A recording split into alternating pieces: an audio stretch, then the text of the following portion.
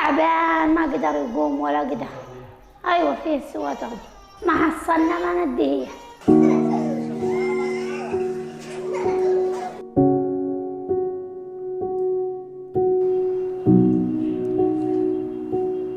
فعلوا في الحزم قالوا يشتي ترقود، ما حصلنا ما نرده به، نشتي نخليه في المستشفى بس قالوا خرجوه دافعين، قالوا ودوا له تغذية، قلنا ما معنا فلوس ما معنا حاجة.